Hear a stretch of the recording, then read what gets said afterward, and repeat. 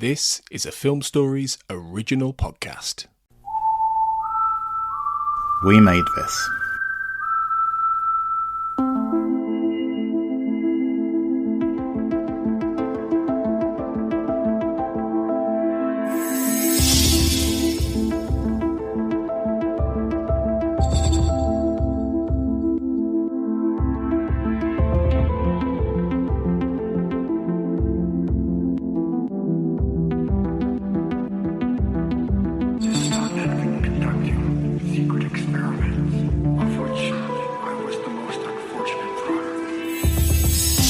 Welcome to the X-Cast. The truth is in here. Thanks for joining our discussion of Chimera, the 16th episode of the 7th season of The X-Files. I'm your host, Marlene Stemme, and I'm happy today to be joined by Michelle Milbauer and Caredwen Foley. Hey, Michelle. Hi. Hey, Caredwen. Hi. It's great to be talking to you all. We are discussing, as I mentioned, Chimera, which was written by David Amon, directed by Cliff Bole, and it aired on April 2nd of 2000. So just give like a little brief summary to get us rolling here. Mulder is called away from a stakeout with Scully by Skinner, who sends Mulder to a seemingly perfect New England town where a well-regarded woman in the community has disappeared following the appearance of a raven in a mirror breaking. Mulder finds that the external facade of the town belies a seamy underbelly that is not unlike the scene of Scully's now solo stakeout. What, in general, just to start, did you guys think of the episode and sort of how it fits in season 7 and what the appeal of it is for you? I had absolutely no recollection of what happened in this episode at all. Like, it had been so long since I had seen it that if quizzed prior to watching it, I could not have said anything that happened.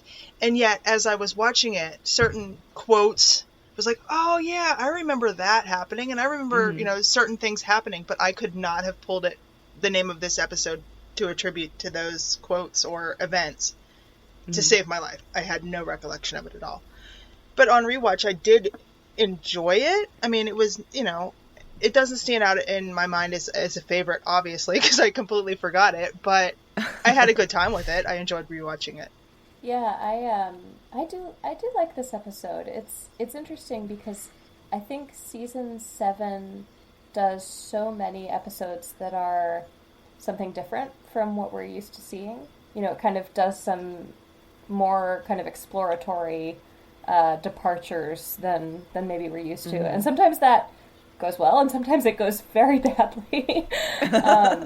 But it's interesting that this episode, I think, is a little bit more typical of what we see in some other seasons, in that it is still, it's very thematic and interested in exploring these kinds of general questions or impressions, and in a way that I think would fit at home equally well in earlier seasons of the show. I mean, it looks obviously really different from what we'd see in, say, like season 3 or season 5 or something like that, but you get little whiffs throughout this episode, I think, of things that we've seen pop up in other places in the series for a long time. So it's interesting that, it feels very of a piece with the series as a whole, but I think it feels maybe not quite of a piece with the season it finds itself in. Because season 7 includes more of those departures. So yeah, kind of an interesting little oddity. I had seen it several years ago, many years ago, like not that long after it aired, I think, and then it hadn't really made an impression on me. And then I saw it again, maybe around the time of the reboot, because I remember seeing Familiar around the same time and picking up on a lot of sort of shared themes between those two episodes, and then I just rewatched it again today for this. So it's I've only seen it a couple of times, but I can relate. I think, Michelle, to the feeling of like, this didn't really make that much of an impression on me the first time around, but having watched it closer in time to Familiar, I think that helped kind of embed it a little bit. That's really interesting, both of those, I think, descriptions, because it seems to me, it does have a lot of, like, not only the themes, I think, but also just the visuals of some earlier episodes.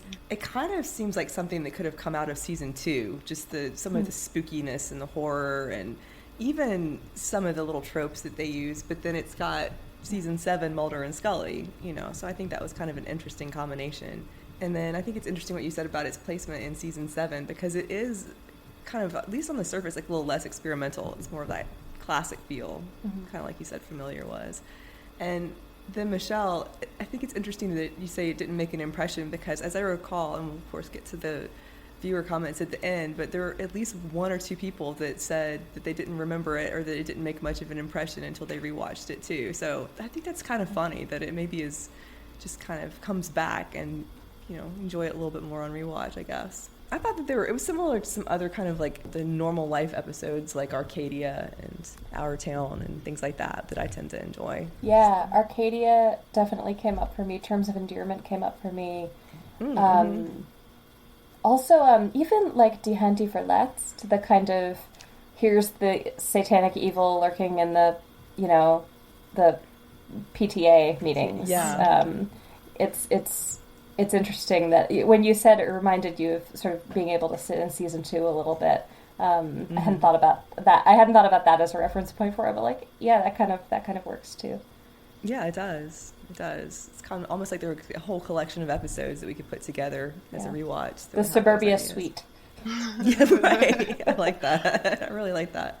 So I looked at a little bit of the history of the episode, and I won't go into great detail, but originally the episode was apparently going to feature a subterranean monster, and it was going to be titled Subterranean Monster Blues. But they decided, right, which is a little bit funnier, I think, than the episode ended up being. But that was too much of a direct play, I think, on Arcadia. So they changed it around and then changed the title to Chimera. And the definition of Chimera, I have to confess, I learned all I know about chimeras from the X-Files, pretty much. Same. Yep. Yeah. Including medically, that was the primary, start of that. But then in looking at this, in Greek mythology, a chimera is apparently a fire-breathing female monster with a lion's head, a goat's body, and a serpent's tail. So not exactly what we see in this episode, but I thought that was interesting. But she sounds fun. Yeah, right, right. About as fun as what we see in this from the monster. And then another one was a thing that is hoped or wished for, but in fact is illusory or impossible to achieve. So someone had their dictionary while working on this one, I guess. So Michelle, how would you rank this now that you've seen it again and remember more of it? Out of a scale of 1 to 10. I guess I would have to say 6. It's a little more than a middle of the road episode for me. I mean, I can't rank it amongst the highest of the season, nor the lowest. So, but I don't think it's, smack in the middle either. So I guess 6.5. Okay. What about you, Caredwen? Yeah, I think I would say the same. I mean, I do think that this episode latches onto some interesting ideas. I'm not sure it does anything more or better with them than we've seen in other places. But I do think that it's like, I think it's a pretty workmanlike episode. Yeah. I think I have a soft spot for it because it does feel like kind of a return to form in a way. And for all that I have to admire the audacity of season 7 for taking the risks that it does, I think a lot of those risks don't pan out all that well. And so, part of me does find this a bit reassuring in a way.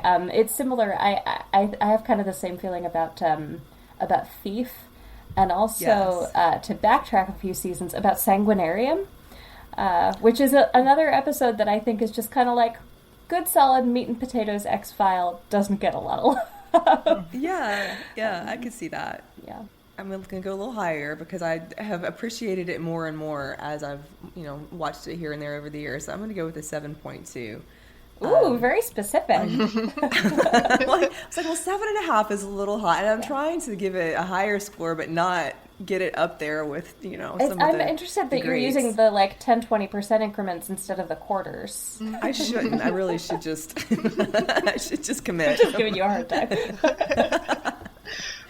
It doesn't try too hard. I think it accomplishes most of what it seeks to do. It kind of turns out pretty well with that. It's entertaining, and I think I like it more than I think it's a great episode, I would say. Yeah. So does anybody want to guess what IMDb gave it? I would guess it's probably pretty lackluster, but also the range on IMDb ratings is so narrow. Yep. I don't know, like a 7.5, 6? You got it. It's a 7.6. No way! You Win! win! It is. Wow. You got it. 7.6 out of 10. So pretty high, I would say, compared to some others that I would think also, would be like, higher. the most terrible episodes of anything get, like, 7s on IMDb. Right, just about, yeah. All right, so let's go ahead. We'll just go through the episode. So we start with our teaser. It is Easter in Bethany, Vermont. And we have the two ladies talking about this fabulous Easter party that one of them, Martha, has arranged. And the little girl shows her mom, Martha, how many Easter eggs she's found. And then we have the second lady, who we find out is Ellen, is carrying her baby around. And she talks about how the kids are going to remember this forever. And Martha's face darkens, and she makes some comment about how she hopes there's some things that they'll forget or that they won't remember. And this woman comes up to them. Her name is Jenny, and she speaks to Ellen, and then she speaks kind of in a more contemptuous tone to Martha. So you could already see there's some animosity there. Okay, so the next bit that we see is the little girl, Michelle. She's wandering in the woods looking for Easter eggs. So you know that this is not going to go well when someone on the X-Files starts into the woods. Mm-hmm. So she comes upon this raven that flies at her and then then Michelle, the little girl, turns and runs into Jenny, who looks very dark and sinister. And Michelle drops her Easter basket and runs away. So then we cut to Martha talking on the phone to her husband about how Michelle is shaken and wants to be with her daddy and all of this. So you get the idea that Howard is not around. And she asks him to come home early. And then she notices an open window and closes it. So it's kind of creepy. Like, you see this house. I think it's creepy. This house that's very well appointed with these lacy window drapings blowing in the breeze. And Martha sees this raven sitting on the shelf. And the raven squawks and flies at her. And then the mirror cracks and breaks. And Martha turns around and runs into this, like, big human-sized creature that attacks her. And we see the attack through the mirror. So it's a kind of a classic horror teaser, I thought. Did you guys have any sort of impressions about this as we get started? My first thought was, because again, no recollection of the episode at all, Right. was, okay, we've got the birds meets Swamp Thing. Mm-hmm. Because the creature kind of was Swamp Thing-esque, at least the glimpse that we got of it in the teaser. Yeah. Yeah. The other thing that I noticed, not necessarily regarding the monster, but was Jenny. I couldn't place who the actress was, and I didn't look her up, and I should have. But she was giving me really angsty Juliette Lewis vibes. She just kind of had that appearance to me, and I thought about that at the time and then promptly forgot to look up who she is. So.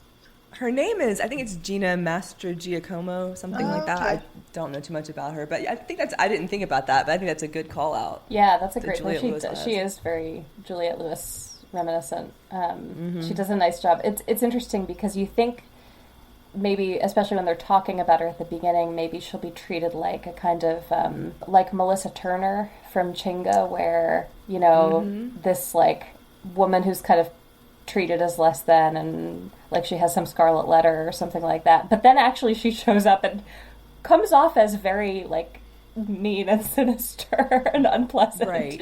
So it's a little bit of a different vibe.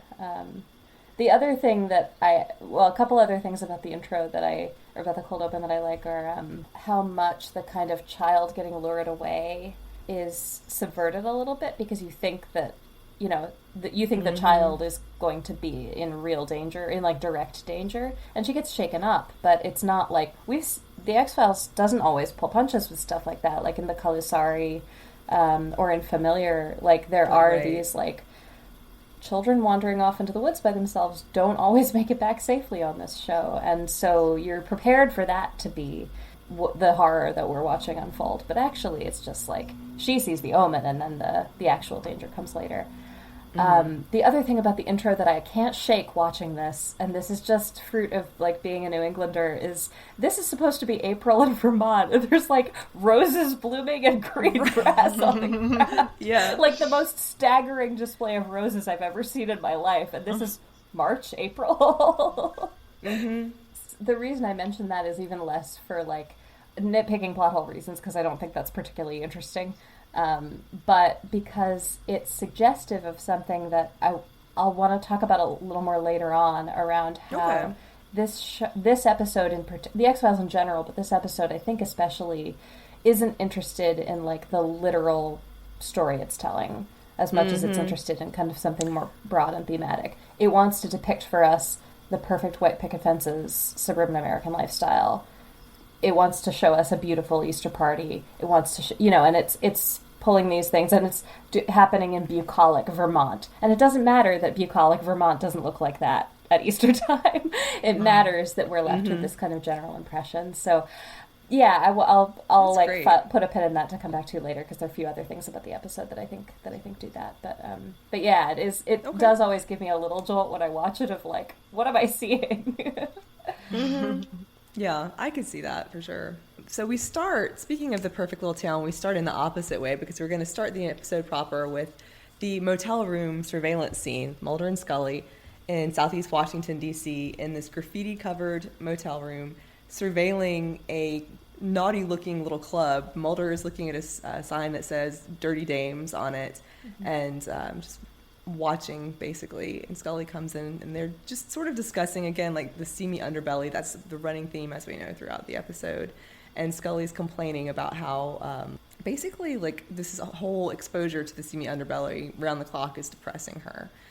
And Mulder doesn't seem as bothered by it. He's kind of chewing his gum and snapping his gum, as she's speaking, and talking about like vigilance in the face of privation and how there's something ennobling in that and so forth. So they set it up to be that they're on this stakeout in this like very visible underbelly of the city. One thing that I thought was interesting in this is that Scully kind of right off the bat, she's making these jokes about the woman's wardrobe comes close to being a crime and all of that.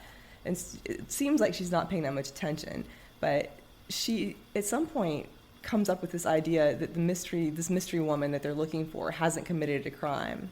And so I don't want to jump the gun, but I think that it was interesting to me that it's like right off the bat, Scully already has the correct solution to the case in her mind, even if she doesn't know it. That's a really good point, and that's interesting because something that always, like, something that got under my skin a little bit watching this, and that also ties into the kind of we're not meant to take this literally thing, is that if they think they're there to investigate a serial killer who has murdered 6 people, Scully comes across as unbelievably callous about that. But if she has her reservations about whether that's even what's happening in the first place, I think that, it does, like, bring a lot more of that into, you're not being asked to suspend so much disbelief to be able to accept that. But yeah, it does seem very early, like, Mulder is sort of intrigued by the possibility that, we could have a female serial killer here, which also, without jumping the gun, the idea of exploring a female killer is sort of, that seed is planted. But then also the idea of things not being what they seem, and Scully sort of questioning, is the thing you think you're looking for actually the thing that we're going to find here? It's very interesting. And it was also a rather elaborate way of just adding in another Mulder likes porn joke. Very true. It's like, wow, Mulder is on a porn stakeout. Wow. Mulder's the worst coworker. I know. He's not. Can you even imagine? And I'm thinking, what kind of hotel room do they have them set up in to do this observation? It looked like it had been abandoned for decades. Like an empty warehouse or something. I mean, it's with graffiti some kind of on the condemned walls. property. Yeah. Right, like purposefully dilapidated. Like they made it worse in order for them to go in there in order to do this stakeout. I was impressed that the furnace had been working previously. Yes, that's true. Very true. So Mulder is speaking well of, this vigilance and so forth and how ennobling it is. He gets the phone call from Skinner and doesn't take much to pull him right off the case, so he abruptly leaves. Kind of sets up the parallel cases. This might be the worst Mulder ditch ever. It's not worse than when he leaves her at his mother's house in Demons. That's the worst true. one. That's true. I redact the statement. Yeah. She was at a cleaner facility, but I think the emotional weight of that might be greater than here. I just accused my mother of infidelity and left you here. This is fine. Have fun. Good partner behavior. Yeah. He also ditched her with the shapeshifter guy. Yeah. But then he's like, when he's in Skinner's office, he's not torn because he doesn't seem upset about it. But he's kind of like, well, what did I do? Like, I'm already on a stakeout. So it seems like maybe he's going to hear about 30 seconds of what Skinner has to say, but then he might rather be back on the case at the stakeout. And Skinner is doing his sort of uncomfortable, like jaw-twitching explanation of how this case might have paranormal undertones that speak to Mulder's skill as an investigator, and he's trying to kind of butter him up without really being comfortable telling him what's going on. Mm-hmm. He asks him what he knows about ravens, and Mulder kind of recites the raven lore and so forth. And then Mulder, just glancing at the folder, notes that Martha Crittenden, the woman that's disappeared, her father is a federal judge. Mm-hmm. So there's this urgency in finding her. Yeah, so it's such a thin pretext for FBI involvement. Though it's funny, because this is like a missing persons case where we're going to find out that like half the town probably knows that she's been having an affair. How is this the FBI's job? So they really have to, they have to find some hook to get Mulder into this town. And it's clear that Skinner is also like, somebody is making this like a pain in my ass, so now it's your problem. I'm going to make it a pain in your ass. Yeah. Exactly.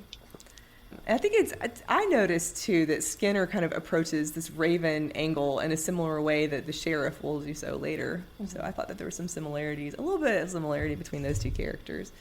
So Mulder gets to Vermont and he meets the sheriff. That begins, I think, an interesting dynamic between those two men throughout the episode. Yeah. At the outset, though, they're just kind of colleagues, they're getting along. Phil is Ellen's husband, so Phil tells Mulder about how Martha and Ellen are best friends, and Martha is just much admired in the community and devoted to her family and all of this. And they have found no evidence related to her disappearance. And Phil says that Martha's husband, Howard, he's sure he doesn't have anything to do with it.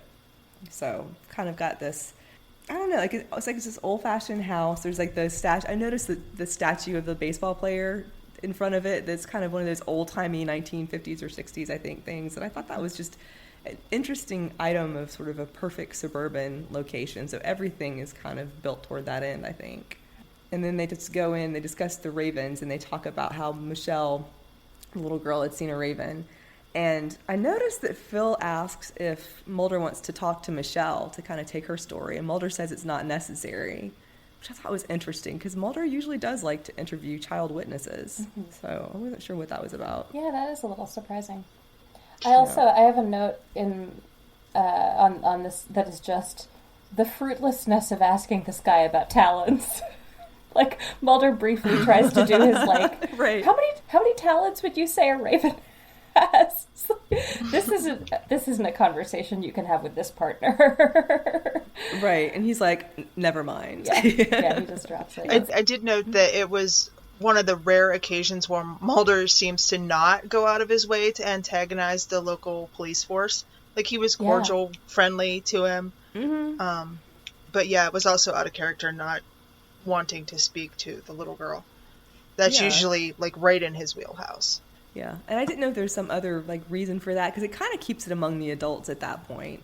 Yeah, I did think that collegiality was really interesting as well. That a lot of the time when Mulder shows up for one of these small, I mean, maybe it's also that he doesn't have any, he doesn't like perceive this as his case. He perceives it as like something he's being asked to like do a consult on, but it's not really. He's not maybe as invested in it. But I was also surprised that they seem to fall into a rhythm pretty quick with like those couple, false start at the beginning about asking about talents and stuff, but then like there's this period where they're kind of meshing pretty well. That's true. And I think that Phil is also not challenging Mulder's expertise or even what he's saying about the ravens and the mirrors at the very beginning, so that's probably part of it. It's a good observation. And so then we have the part when Howard, Martha's husband, comes in.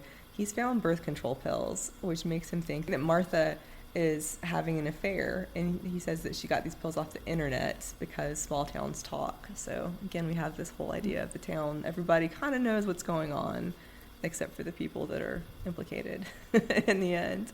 I thought Howard was kind of a sympathetic character in this whole episode. Like this scene, and then there's a scene coming up when he's having dinner with Michelle, the little girl, and I thought that we could have seen a little bit more of him, maybe. I thought he did a good job in that role, and he's really the only adult that is not aside from, Mulder coming in, he's the only adult that's not duplicitous or implicated in some way. Yeah. I thought that was interesting. But it almost seemed initially, or at least I read into it that way, after Michelle saw the Raven, and it's weird, I feel like I'm talking about myself, and he was like not seemingly willing to come home from his business trip or something early because the daughter wanted him to. And so it almost felt like initially they were trying to set him up as sort of like the absentee father or the one that was uncaring. And then this scene sort of turns that on its head. Or the scene when they're having dinner specifically. Yeah. That's a good point, too. Yeah, and they pretty early, the episode seems to voice over the idea that this guy should be considered a suspect, in that, normally the significant other of a missing person who turns up dead in their yard, you would look to that. And so like right. They do, and we get Phil kind of going to bat for him in a way and saying, like, I don't think, like, he's not capable of this. I'm not willing to arrest him for this. But yeah, I really like that the show then gives us those scenes, those little snapshots of him just like, when his daughter says, it tastes different when Mom makes it. And he's like, I know. Oh, God. Like, you feel for him. And it doesn't lay it on too thick. And I think this is another way that I think that we're not meant to be so involved in the literal plot of what's happening here, is that the ramifications of what happened in this story mean that you end up with 2 motherless children and a widower. It's really sad, the human cost of what's happened, and the show gives us some little like glimpses of that in those moments without really focusing on it over much. And I think I think we get it a little bit from their standpoint when she's missing, but then after she's confirmed killed, and we never see, getting ahead of ourselves a little bit, we never see Jenny's child. We only ever see her half of the conversation with him. But right, to then have these like profound losses happen, and we just have to kind of know the subtext of that is these are families that are, that have lost their mothers, lost their wives. That's interesting because one thing, I'm going back to what you said about it having similarities with Familiar, because one thing I thought when Familiar came on and thinking about that episode is just the way that children are presented in the X-Files. And I think that in general, children are presented as being very lonely. Like there's just kind of either actual isolation from a parent or from a family, or just some sort of like the child knows something that other people don't know, or has something that he or she has to bear. And I could see that in this episode. I think that you're right, that it's not brought out that much because the children aren't the focal points like they were in an episode like Familiar. But across the board, I would say that like children in the X-Files are presented as being sort of like lonely characters. That's really interesting. Yeah, and all the way back to Mulder being presented as kind of a lonely child who's had his sibling. Scully too, I think, in Christmas Carol. Yeah, that's true. I think there is a real, like, she's the kind of, quiet, reserved one who's always a little bit closed off from the rest of her family, and Mulder has, these distant, combative parents and his sister who's stripped away from him. And then I think we see a lot of echoes of that in the other kids throughout the series. Mm-hmm. It was very hard to kind of realize that, like, the little girl Michelle is the first person we meet in this episode. We spend a good amount of time with her in the cold open. We spend time with her and her father over dinner, and then her mother turns up dead and we don't see her again. Yeah, and Mulder doesn't even need to talk to her. Yeah. So we don't even get a scene of Mulder. Her side of the story. Yeah, spending time with her. That's a whole other, like, not to get like too far off on it, but and I think Mulder's reaction to the family, as much as he has one, is interesting too, because there's a certain point in that when he kind of looks at Ellen holding the baby, and it's almost, I don't think he's taking it personally. I think he's like looking at like what's happened to this family, because it's a scene after Phil has come back in from supposedly taking calls, so it's just kind of what all of these events in this town are doing to these families, basically, or what this person is creating. But before we get to that, we have Ellen, at this point sort of unaware as to what's happening. She's posting these flyers of "Have you seen this woman?" with Martha on windshields, which I think it's very interesting this dynamic between Ellen and Martha that we really only see one time, aside from through Ellen's behavior for the rest of the episode, and then how much we hear about how they're best friends from the sheriff, who's Ellen's husband. Because, like, clearly it can't be that close of a genuine friendship. Martha is having an affair with her husband and is not, it seems to have no remorse about it. And I think in this scene, you know, we have Jenny come up and talk to Ellen, and I can't say that Jenny has any remorse whatsoever, but she seems to have, like, a bit of affinity for Ellen, I would say, that she certainly doesn't have for Martha. Like, there's no love lost there, but she offers to help flyer her side of town, as Ellen calls it, with these missing person flyers. And she says the thing about, like, you and me got more in common than you know. And it's at that point that Ellen turns to the car window and she sees the reflection of the creature, and the window shatters. I get the impression in the scene developing this pattern. Yeah, I get the impression in the scene that Jenny kind of pities Ellen a little bit. Maybe she disliked Martha more because she saw Martha as more of a viable rival, but just kind of sees Ellen as, like, kind of pathetic in a way, or something like that. Because, the dig about having more in common than you know. And she does kind of say the thing about Ellen thinking that she's, you know, better than other people or something like that. But you get the impression that if she actually wanted to wound Ellen, she could be a lot sharper than she is. And she does seem like she's, you know, trying to be a little bit, keep the kid gloves on a little bit around, okay, I know you were friends with this woman. I don't particularly, it's like the conversation she's having in her head is almost like, I'm already having an affair with this woman's husband. I don't really need to do anything else to hurt her. So the next whole scene is basically at the Adderley house, and Mulder's explaining the Raven situation as them being companions to evil. He's found an Audubon book that says that the Raven has 4 talons, so he's done his research on this. This is after Phil has asked Mulder if he thinks the person that was seeing Martha took her. So they're still trying to figure this out. It's like the suspicion kind of goes from person to person, I think, in this episode in an interesting way. And so Mulder has gotten onto the Raven angle again, and then the mirrors. He talks about them being items of enchantment. And he says a broken mirror means something, and he's not sure what. So, like, this is not Mulder's finest explanation, but it still was it's an interesting element, the whole reflection idea, I think. And then Ellen comes in from flyering the town, and Mulder meets them and so forth. And they invite Mulder to stay in the guest room, which I think is a little bit interesting. And Ellen insists that he stay. I kind of thought at some point in this that Ellen enjoyed Mulder's company and just liked him being there kind of as a kind person. But it starts with her wanting to be helpful and, you know, have him stay at their home. She also seems very lonely in this. I mean, clearly, like, she doesn't, she says that dinner's the only time that she gets to spend time with her husband.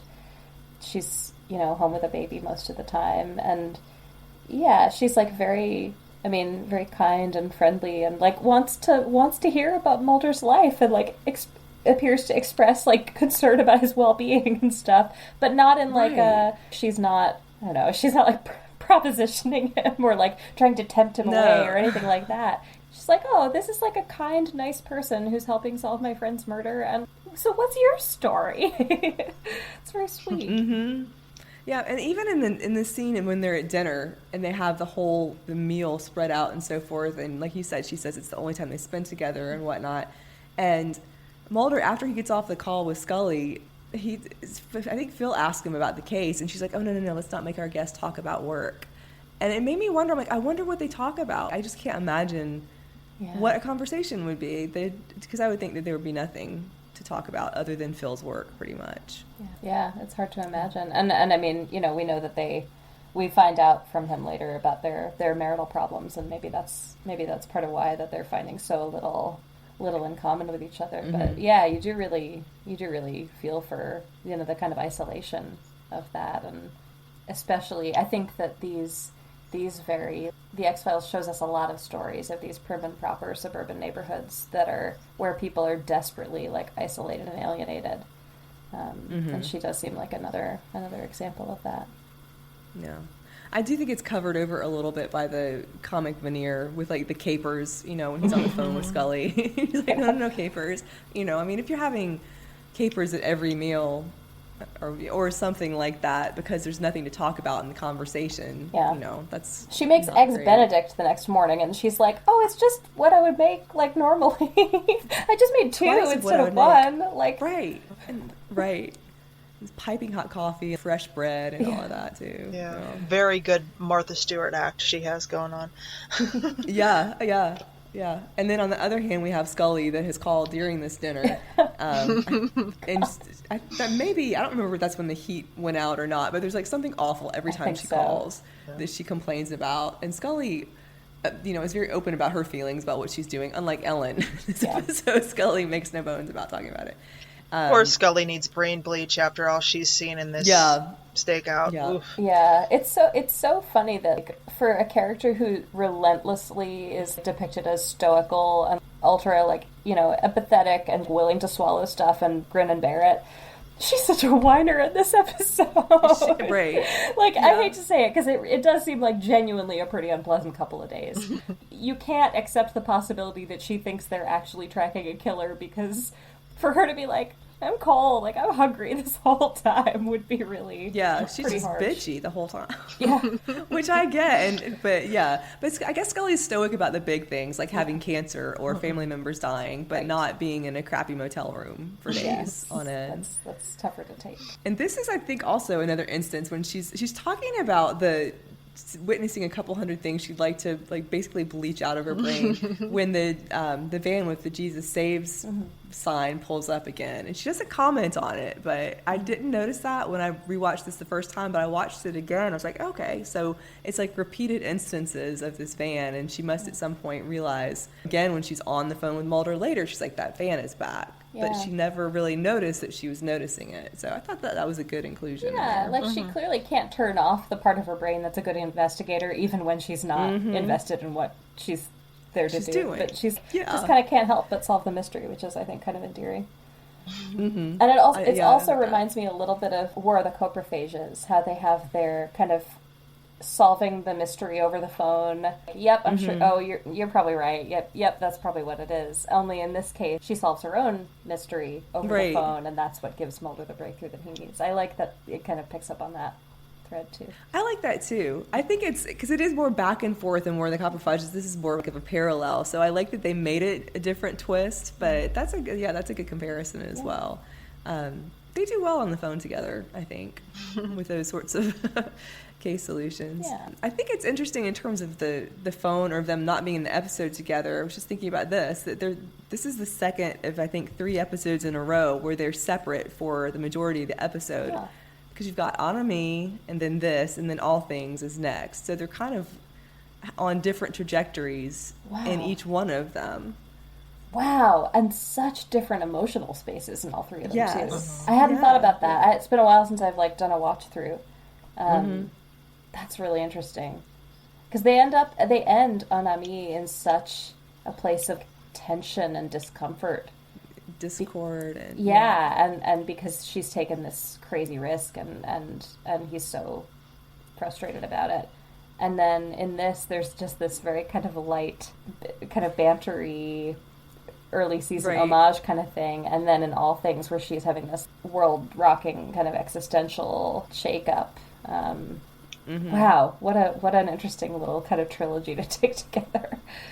It is. I wonder if this was the intentional running order, or if it ended up getting scrambled around and it ended up working out this way. I think it worked out well for them to be in that order. I just wonder if there was some intent there, or if it's just a happy accident. I would love to think there was an intent to have it that way, but I would say probably, I don't know, probably mostly happy accident. Yeah, probably. If I had to guess. I don't know. And I don't remember if I've read anything in the past about that, but I would say that's probably just that they were set up to run. Yeah. But I do think it worked well too. Yeah. So we have the scene when they find Martha, which I think just again, like what you were saying at the beginning, I think, Michelle, about the birds. It's like it's interesting, more and more scenes of ravens and so forth start reminding me more and more of the birds.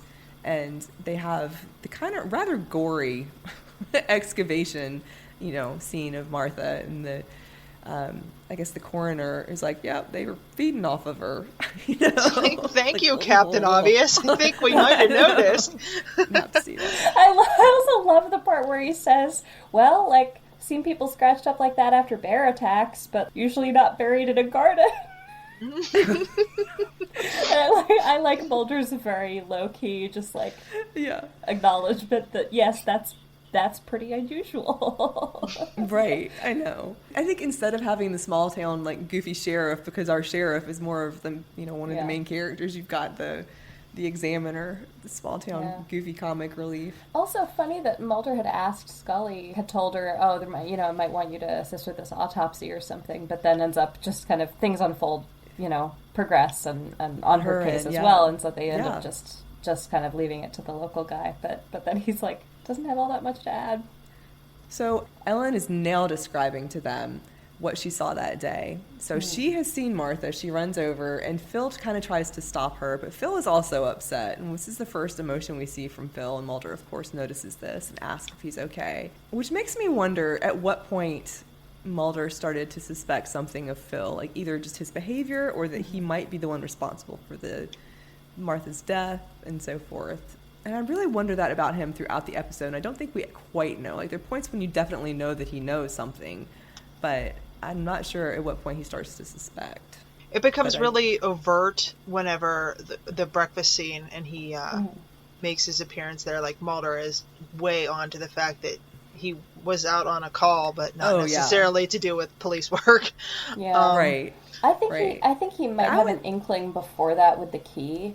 Like, I almost, even though he lets Phil take it and go run it down and see if the sheriff's office can figure out what it goes to, I think having found it there, Mulder seems like he's a little bit skeptical that it could have turned up for innocent reasons, at least, and is kind of like maybe trying to give this guy enough rope to hang himself or something to be able to just say, like, I don't feel confident enough in this to show my hand yet, so I need to still be collegial with you, but something about this doesn't sit right.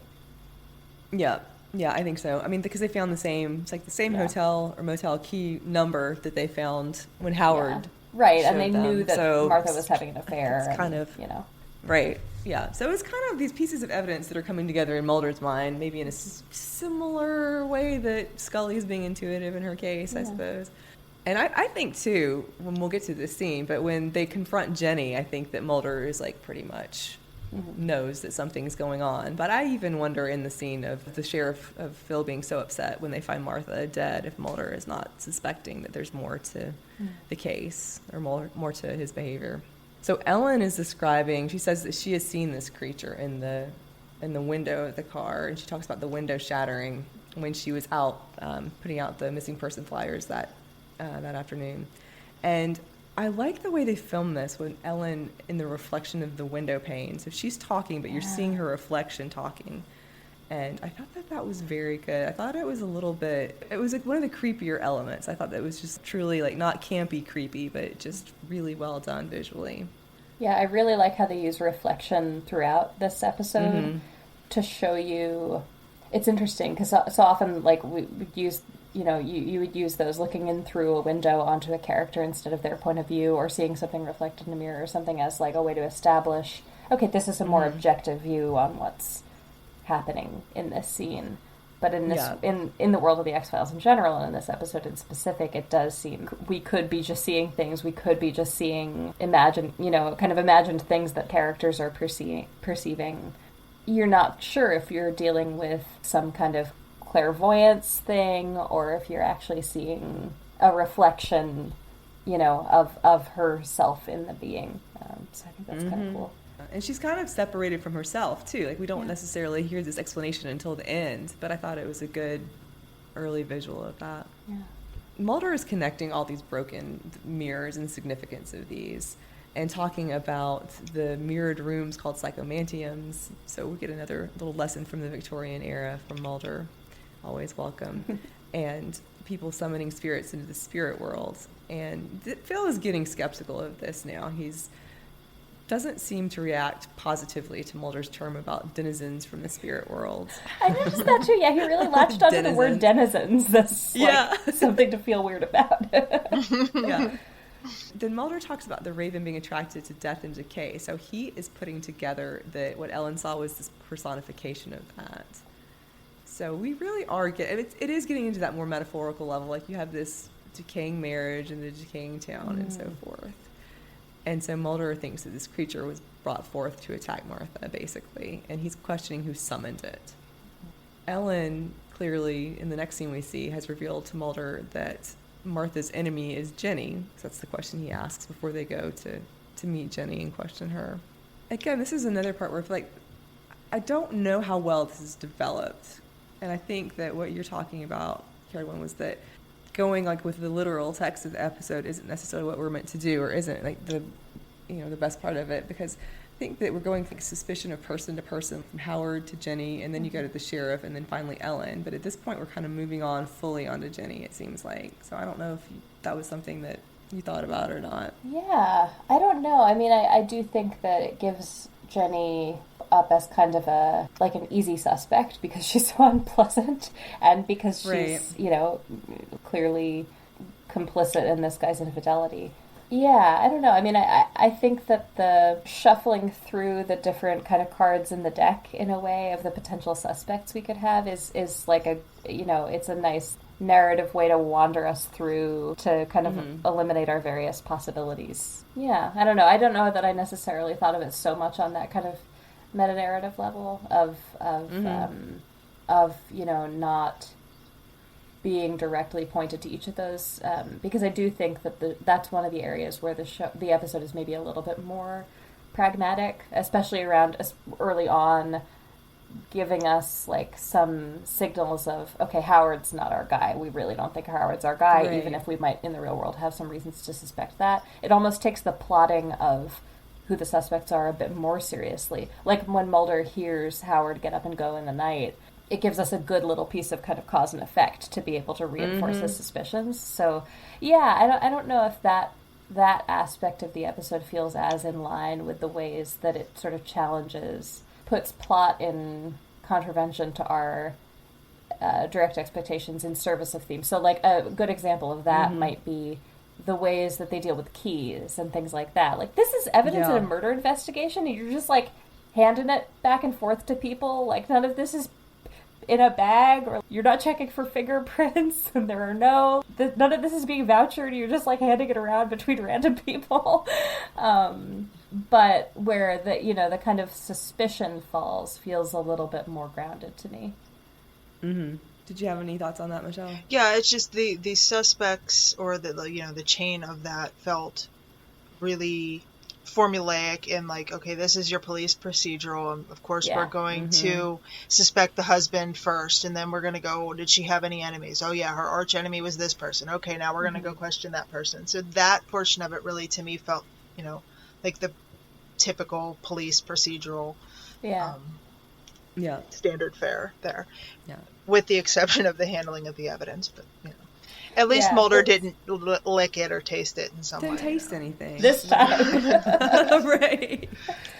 Right. Yeah, I was thinking about that because I've been that part. I think one of the reasons that I've been thinking more about kind of the way it uses sort of theme and meta-narrative as opposed to very literal plotting is because I've been watching more like Law and Order and procedurals recently, and it's so interesting to watch the distinction between them and see the ways that those nitty-gritty details are kind of dispensed with in the interest of pursuing a theme or a story in the X-Files very deliberately, and I think often like for very good reason.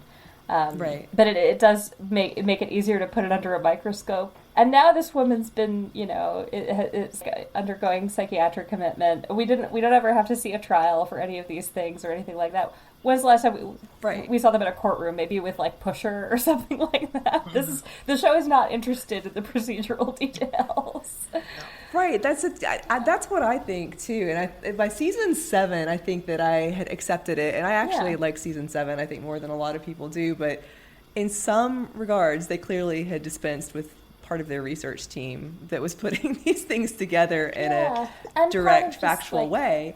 Yeah. But it falls by the wayside in some ways. And then that makes it, I think, I don't know, it can be frustrating if you want it to connect. But then I think that it does make you look at these other themes. Yeah, I think it depends a lot on the story, how the story gets told. Because on the one hand, I think if the episode had gone to lengths to emphasize, for instance, the bereavement of the people who get left behind in this, you might feel more of a hunger for somebody needs to be held accountable, and we need to watch that happen, and we need to have confidence that this investigation happens in such a way that that can happen. But what we actually are doing, or what the episode's showing us, makes us invested in just the puzzle solving part of it. The goal is just like, find the answer, find the truth.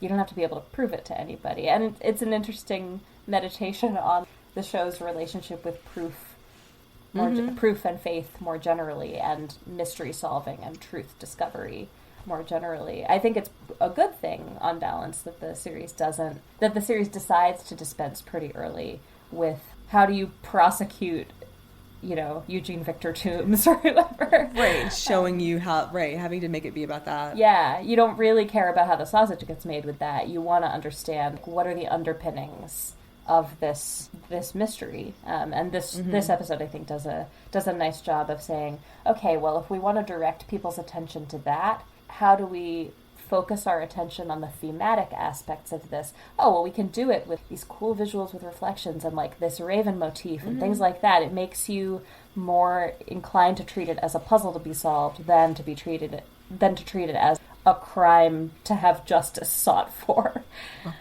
Yeah. I do think, though, that it kind of, because it goes like scene by scene, like they go here, they go there. It very much has that sort of direction to it, but then again, like not tying it together in that way. This next part, I think, has both, because in the next scene, Mulder and Phil, the sheriff, go to question Jenny. So it's kind of, they learned this from Ellen, and so now they're going to go, they learned at point A this information. They're going to go to point B and question the suspect. What Michelle was talking about in terms of being very procedural, but then at the same time, you've got Jenny that keeps popping off these comments about, oh, right, there are not enough secrets in this town already, and she's really hitting heavily on these themes, and then she's clearly on what you would call the wrong side of the tracks, and all of these other things that this episode is really about, but they're still going like point A, point B, point C, like that kind of trajectory. So, and in the scene too, I think back to kind of the characters as we have them, they're interviewing Jenny. Jenny's fired up that, they've gotten this information from Mrs. Sheriff, I think that she calls Ellen. Yeah. And she's talking about how they need to investigate how Martha was stepping out on her husband, basically. So it's like, yeah, she knows all of this too. She knows what's going on. The sheriff at this point has said nothing constructive during this interview, and then he tells Mulder that he believes Jenny. So again, that's when we're talking about like when Mulder figured this out. That kind of seems like a big clue right there. He's not really even participating in this investigation at that point with her. And then Mulder says that he has this vibe that she basically gave a fake alibi to her whereabouts. In the midst of this, Scully has called to threaten Mulder again. I'm just saying, if she murders him, it would have been justified. Maybe. But I think it's interesting because he's got her calling and carrying on, and she's saying that she's seen like every lowlife imaginable, and they're in the middle of this scene when she's not threatening them, but she's behaving in a very assertive to aggressive manner. And then Mulder is saying that the view is nicer, but it's the same seamy underbelly. And then this is when Scully spies the Jesus Saves van, and she's like, the van is back. And then she's completely interested in what she's doing and basically is not interested in getting a reprieve from the case anymore. So it seemed to me like this scene is where things sort of like really click, even though we don't have the solution yet.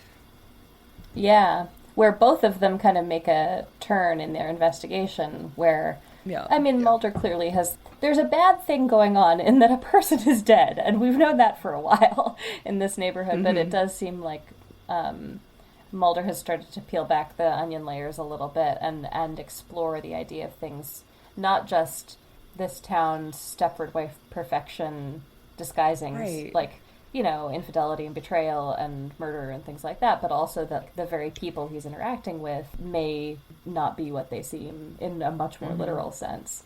And then Scully kind of, again, slipping into that, didn't want to be here but can't help but to pursue this intuition that I have about this thing that keeps popping up for me again. Yeah, it was like the ultimate revelation for both of them that, wait, things that we're seeing aren't what they actually seem. Thoughts. Yeah. And then this is sort of, it's not really juxtaposed, but we go from the scene with Jenny to back at the Adderley house where quiet Ellen is vacuuming and finds the key. So you almost go from absolute just expression of emotion or anger or whatever it is to complete repression in this next scene. I mean, that sounds kind of psychobabbly, but it is these two very different people. So Ellen finds the key when she's vacuuming or sweeping, I guess. She has her little swiver. And then she sees the raven in the baby's room and the mirror shattering, and she sees the creature and then runs into the closet, which I thought was, it's a horror trope, I guess, to run into the closet rather than like, why wouldn't you take your baby and leave the house? But no, she hides in the closet instead. Then she's almost catatonic after this. And it's Mulder that comes in and really talks to her and kind of has a gentler approach and believes her, and then puts together in his mind that the key is a match to the one that Howard found. And then the sheriff is kind of, I think at this point it's when the sheriff is like, well, what about the ravens and what about the mirrors and da-da-da-da. At some point he's trying to bring that up again. He wants the key, then Phil does, to have his department find out what lock it fits. His department. Passing of evidence back and forth. Yeah, his department. Exactly. we see what his department is in a few minutes. And then he says his deputy is out and he's the one taking all the calls. Like, yeah, your department. Right. Right. What did you guys think about this when he's sort of redirecting focus to the ravens and the mirrors and stuff? What do you think he suspects or anything that Ellen has something to do with this? Do you take him at his word that he feels some guilt that, like, his actions have unleashed this, but he thinks it might be more direct, that it's like some force that's not being unleashed on him by his wife or like some other person, but that is afflicting him and the people around him? Because I wasn't sure what to do with that, especially when we got to the end of the episode.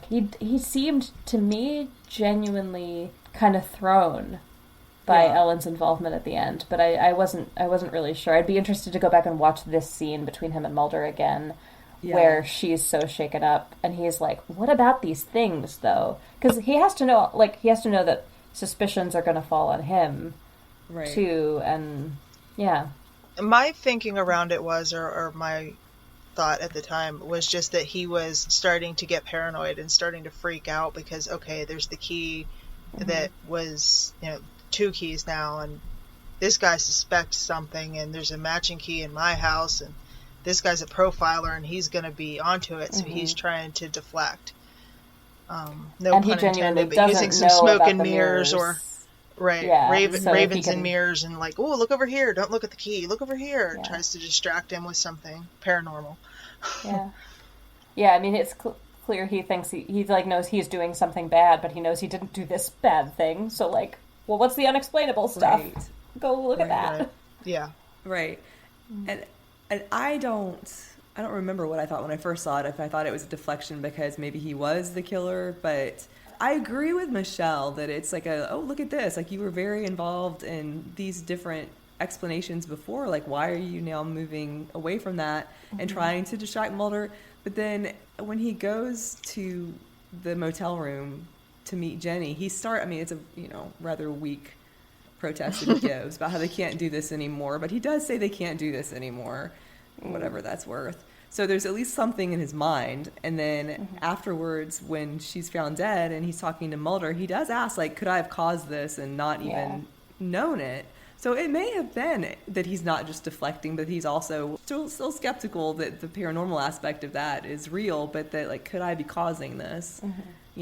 And thinking about it in that way, maybe. I don't know. Is that kind of what you were thinking? Yeah, I guess I was just... Manifestation, like it was guilt? I think, I mean, I think when I watched... I don't exactly remember when I watched this the first time what I thought, but I think I kind of was... I don't think I was on to Ellen at this point when I saw it the first time. Yeah. I think I probably did think it was something like, okay, this guy has a guilty conscience and it's expressed itself in some, like, physical way in the world. And he's kind of, maybe trying to extricate himself from Jenny, partly because of that, because now he's seen it go after Martha. Yeah, I don't exactly know. But certainly now it seems like, okay, he doesn't want to have his multiple affairs blow up in his face, but he is genuinely mystified by these other paranormal goings-on around the ravens and the mirrors and things like that. He also, it's a weird way of deflecting attention back to that, because then he's, like, kind of skeptical about Ellen saying that she saw those things. And he's like, she's just shaken up. She's having a hard time. Right. So, yeah, I don't know. It's just kind of, it's hard for me to put my finger on exactly what he's thinking and feeling at each point in the story. Yeah. Yeah. At this point, though, because, again, I had no recollection of what happened, I started thinking of it as a different paranormal phenomenon than it ultimately ended up being. And I don't know if we should touch on that now or later when it comes time to the reveal. My thought on it was, especially when she herself then the second time saw the raven and the mirrors break, my thought went to poltergeist activity. Mm-hmm. And I'm not sure that I necessarily believe in that phenomena, but a lot of the research, with giant quotes research, but they say that poltergeist activity is sometimes or frequently caused by repressed emotions, which is clearly what's happening here. She wants everything. She wants to hold up the facade. Everything's got to be perfect. I've got the picket fence. I've got my baby. I've got the perfect house. I cooked the perfect dinner, the perfect breakfast. Everything's got to be just so. And I don't want to face the reality that my marriage isn't happy and that this is collapsing and my husband's stepping out, because I think really she probably knew. And all this stuff repressed then caused this poltergeist activity, which is smashing mirrors, which is causing all these problems. So then when the reveal came at the end and they went with dissociative personality, I was kind of surprised that they went that way instead of with poltergeist. I was surprised that they didn't go with the paranormal explanation, considering it's the X-Files. I think they're using it as kind of a metaphor, though, in that they need to find a way to, like, they need this woman, like, we watch in this episode her transform physically, and I don't know how seriously we can take things that we see that seem very objective on this show, sometimes aren't.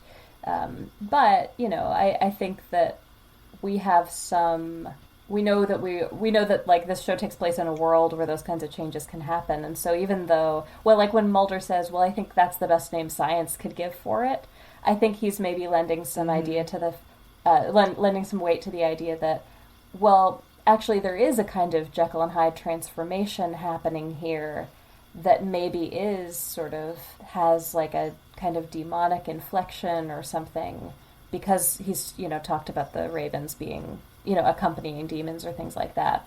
But that's not, we have an actual person here who needs to be contained in some way. So, like, what spin can we put on that to be able to make that palatable for the justice system?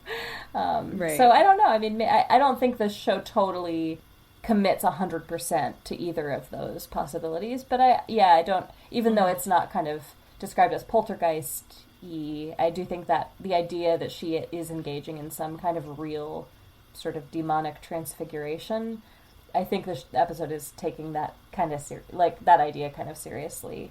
I don't know. Marlene, what do you think? I was just thinking a couple things on that. I think it's interesting that it's a manifestation, like, where she transforms into the creature most of the time, but then there's also at least one instance when, like, when it's chasing her and she runs in the closet, where it's a separate self from her. So I thought that was kind of interesting as well. So it's not a reflection, it's like another entity that's pursuing her that I guess is also her, if you're looking at it in terms of the idea of something being summoned, or like a dual self. I like the idea of both, of it being sort of a metaphor, because it does seem like Mulder has basically cobbled on this medical explanation to this phenomenon at the end. And as much as I find that fascinating, it also does seem a little bit more of a leap. Like, it makes more sense emotionally than it does, of course, in any real world way, because he's describing things that are, to my knowledge, accurate of people that have dissociative identity disorder, that they can have even different medical conditions. Because I think he mentions like diabetes and high blood pressure and one other That was thing. really interesting. That was news to me. Is that the fascinating. case? When this came on, I was like more involved in psychology and research and so forth. Like, not necessarily in that particular thing, but I was just more aware of research on those things. And I was no expert in that particular area, but I believe from what I'd read that it was, because I'm pretty sure that I was like, oh, X-Files, I have to look this up immediately. And see. I meant to check that out after, but then I had other fish to fry. I'm pretty sure that's that's if not perfectly accurate, like, it's pretty veridical with other reports in the literature. Super interesting. But when Mulder says it's just a lot more severe in her case, it's like she's transforming into an entirely turning different into a creature. demon. Like, that's not a different, right? She's The difference become in Swamp kind. Thing. Yeah, Right. yeah. She's Swamp Thing. Pretty much the same as diabetes. Yeah, but I can see it being sort of like the metaphorical side of it. I mean, I think you have to look at it that way. But I guess where I was coming at it from was Mulder always seems to go for the most paranormal explanation for everything. So for him to come up with something as reasonable as it being dissociative personality disorder, as opposed to, she summoned a poltergeist, she created it, Right. just seemed a little out of character. You know, I wonder if that's not partly a reflection on this is a Mulder and Scully are separated episode.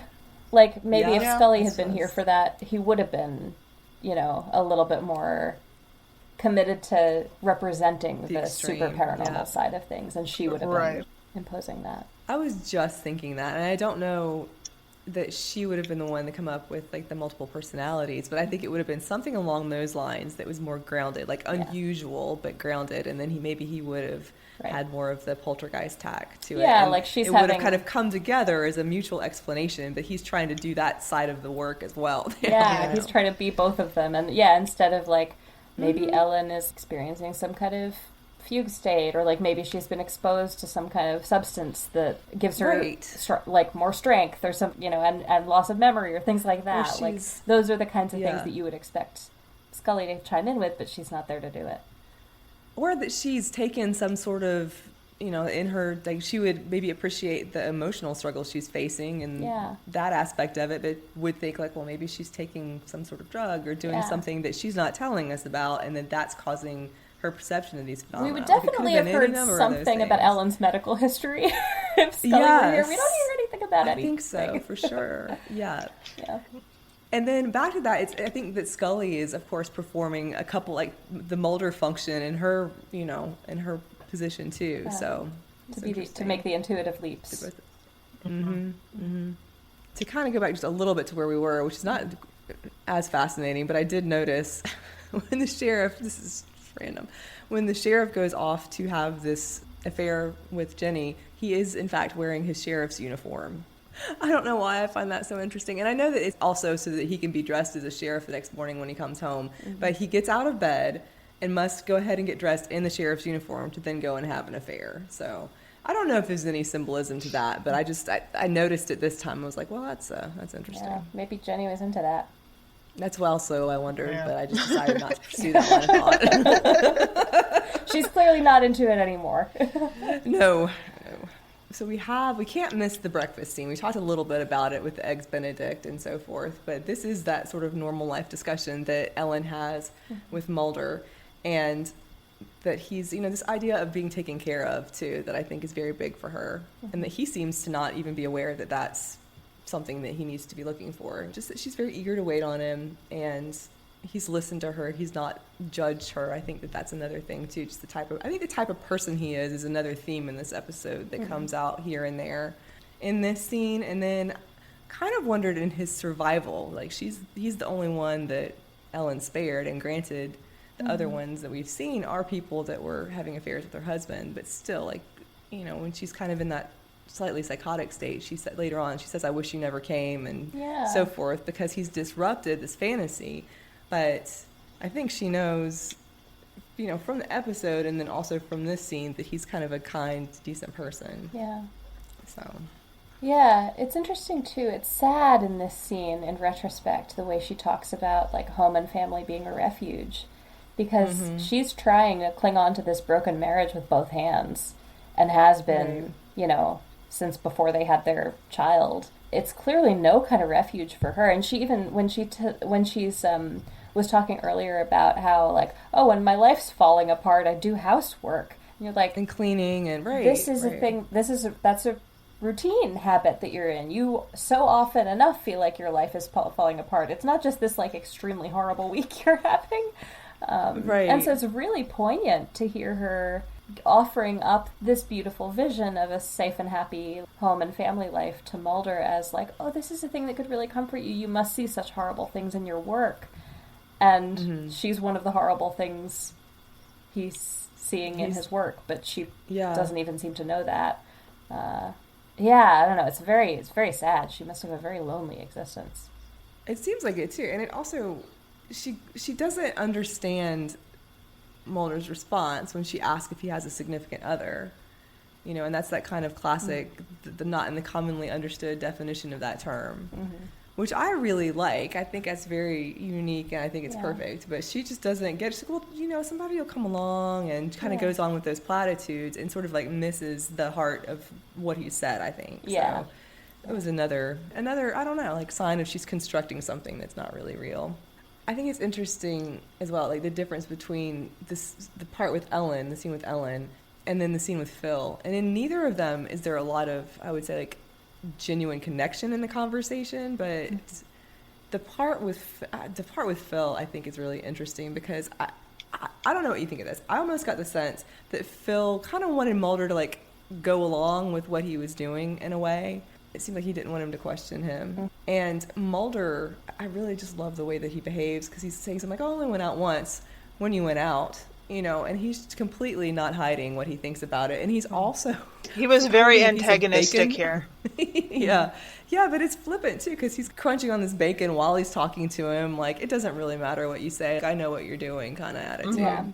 And then he wants the key back, the evidence. He's finally going to do something official with it, I guess, and not just let the denizens of the town carry around the evidence in their pockets. Right, put it in the appropriate bag. Yeah, I like when this is a version of Mulder that we get quite a bit through this series that I really like, where he's like, I've got your number and I'm coming for you and I'm not afraid to let you know it. He can be very cocky as an investigator, and sometimes that gets him into a lot of hot water, but when you know that he's looking at somebody who does have something to hide, it's satisfying to see somebody who's clearly rattled by that get knocked on their back foot by that kind of like the shift from this very like cordial, constructive, collaborative relationship that they've had to, I know there's more you're not telling me, and I know I think I know what it is, even though we're going to find out that he's not responsible for these killings, but he's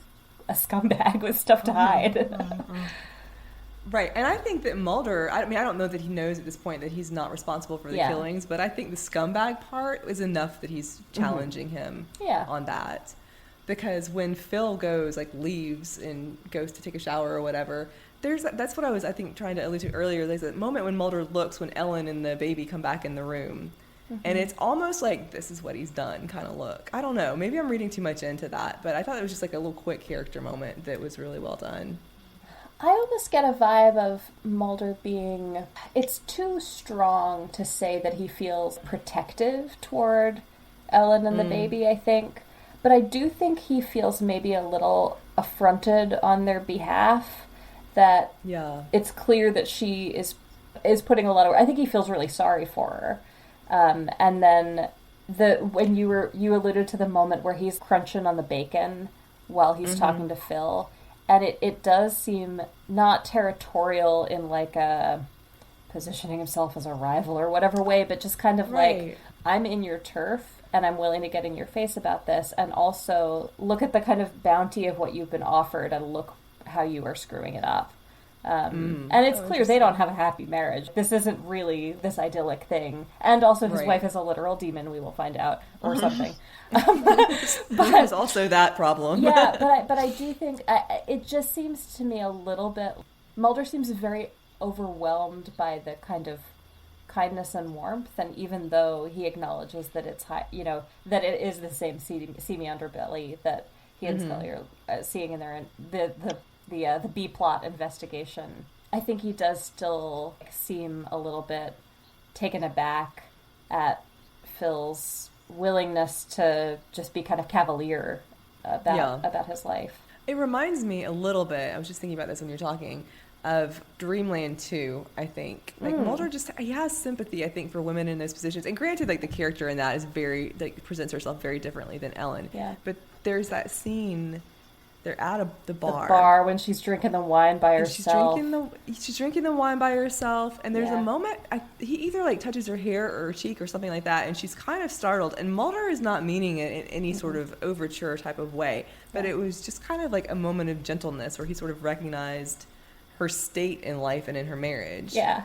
And I think it's kind of similar to how he is in this, I think. Mm-hmm. So. Yeah. I think also Mulder is sort of always goes against the grain. That's part of his nature. And I think Phil is sort of expecting him to follow the bro code and okay, you know what's going on here, but wink, wink, nudge, nudge. We're just gonna not acknowledge that. And Mulder is not having it, having none of it, and lets him know in no uncertain terms that he is not gonna play that game. That is that he is not in for that, and he's gonna call him on his BS when the time comes to do it. Which he does a little bit later when he makes a comment about him putting the service back in to protect and serve. And he finds out that he's having. I mean, that's kind of like Mulder that's cavalier combined with Mulder that has a strong moral compass. He's going to make the joke out of it anyway. I like that about Mulder a lot, that there are a bunch of times throughout the series where somebody, in big ways or small ways, where a witness or a suspect or whatever in some way does try to invoke bro code with him in a way, and he has none of it every single time, and it's really nice to see. It is, especially I do think that's something that sometimes in TV from the 90s and things like that, you will see things like that come up and not get challenged really. And it's just, it's very nice to see a character just, I don't want any part of that. Right. I hate that. Right. Yeah. And then Phil is explaining his behavior after they discover that. So Jenny is murdered, basically, and they go and they find her body. She's puts up a more spirited defense than Martha seems to, because she stabs this attacking creature in the back. Hence the reveal to Ellen when she's taking the shower that she's got the big cut from the glass. But as they're investigating this, Phil is kind of coming clean, and this is when he seems like he feels like maybe a tiny bit of, I don't even know if you'd call it remorse, but some responsibility to a degree for his behavior and so forth. I mean, he's still a bit of a cad, but I took it that he was somewhat sincere at this point, but he's explaining that he wanted a divorce and that Ellen wouldn't hear of it, and basically just the same kind of thing that Mulder later realizes, that she bottled everything up and was just completely rationalized the situation, and that's why she didn't know that he was having affairs with these other two people. Just prior to that, though, I on a much later note, I want to acknowledge Jenny's conversation with her son, that we only hear the one side of it. And I have to say that, her son is my kind of little dude, because it would have never dawned on me to ask for cookies for breakfast, but then rationalized, but they're oatmeal cookies and you have oatmeal for breakfast. So, hey, that kid's thinking. I'm on his side there. Yeah, and it is, but I wonder that kid has to be pretty wily probably if his mom is going to go out and be gone and he has to fix his own breakfast. But then you also compare that to Ellen cooking the eggs Benedicts and the big breakfast, and here this other kid is just getting, he's fending for himself, the oatmeal cookies. Right, and then also, how did they ever mention, and then they may have, and it slipped my mind, but how old is Michelle? Because Jenny's son is in Michelle's class, so they're the same age.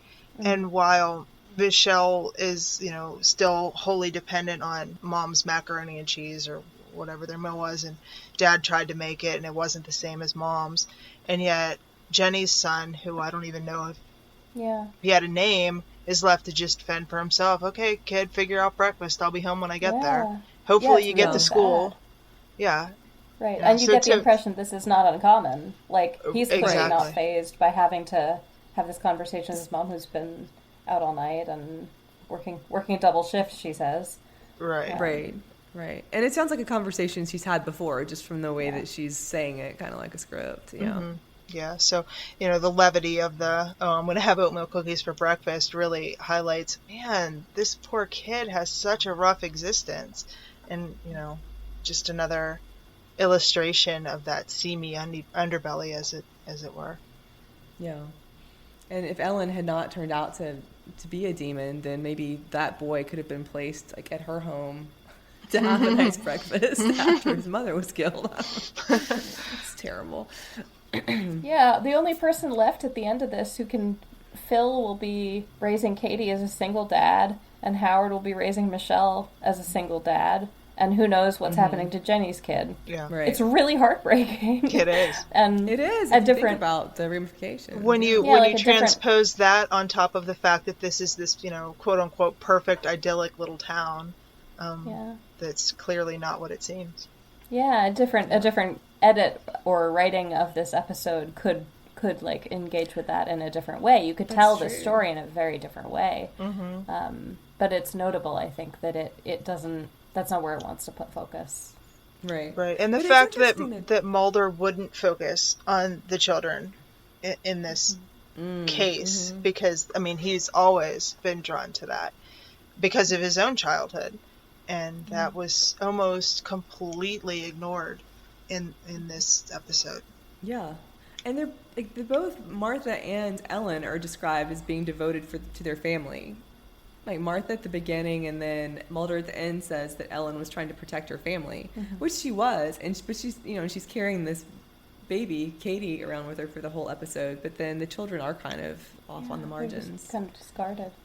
Yeah, I feel like emotionally ties to that in this next bit, because we're back at Ellen's house, and there's an answering machine picking up Phil's phone call, which, first of all, as an aside, made me very nostalgic for the early 2000s when we still had answering machines and messages, that type of thing. Well, I noticed that Michelle in the one scene was wearing a flannel shirt, and I was like, whoa, that's a throwback from the 90s. This Michelle also wore flannels back in the 90s, so... Oh, okay. Yeah. That's funny. So in the message, though, Phil says that Mulder is going to come to the house and explain it. Did you notice that? And I was like, but he just said that they needed to talk. They are the married couple. I was like, but Agent Mulder's going to come over and explain all of this to you. It's like, but wouldn't that be the thing that you need to tell her? Yeah, and then he does come home and tell her just through the bathroom door, like, your husband's been having an affair with all these women who have turned up dead. How is Mulder the one who's supposed to be having this conversation? Right. It's almost like, yeah, we have to do this. It's very serious. I need to talk to you. Agent Mulder is going to explain all of that. So he's kind of, again, abdicating the emotional duty, I thought, giving it to Mulder. So Mulder, at this point, he's kind of unwitting as to Ellen being the cause of this, because it's in this last scene that we have for Scully that he finds out that she solved the case, and she talks about how the mystery blonde wasn't a serial killer, nor is she a blonde, and she isn't even a she. And so we see that this is Mark Scott Egbert, who wishes to acquaint lost souls with the teachings of Christ. So he's dressing like a prostitute to befriend these women, and then they're not dead, they're at a halfway house. And I really like the look on his face when she's talking about the vanishing act being no more paranormal than a change of wardrobe. I also thought it was funny that when he's talking about this, you see the man, like, he snatches the wig back from the police officer. I don't know if you noticed that. I thought that was really funny. So she's still watching this go on as she's talking. Scully describes, I love this description, because she says that he's a wolf in sheep's clothing, or in this case, a sheep in wolf's clothing. I've always liked that phrase, sheep in wolf's clothing. I thought that was creative. And then that's kind of when Mulder has this, this revelation that puts it all together finally. I liked that. I liked that he was there, but he, like, in that moment, it was almost like on the cusp of his being aware, and then Scully calls and he puts it together. Yeah, it's just the last little, you can watch his face kind of puzzle through, like he's he's had all the pieces for this lined up already, and he's known there's, all the discrete pieces of information, but then just kind of almost hearing that phrase just gives him like, that's the one last little piece of intuition I needed to get there. Right, that it's her. Yeah. And which he then explains through the bathroom door to Ellen. Yeah. Which I don't know that I would do. I mean, especially if he realizes that she's been attacking people, but that is a Mulder thing to not really have caution about that. But he goes through how she transformed and so forth. A lot of this part reminded me of Aubrey as well. There were certain moments. Interesting, yeah. Did you think about that? Yeah. Yeah. That's a great point. That's a really good comparison. I hadn't thought about that one before, but you're right. This, and then the final scene too, when she's in the, not cell, but in the room, was also, I thought, really similar to Aubrey.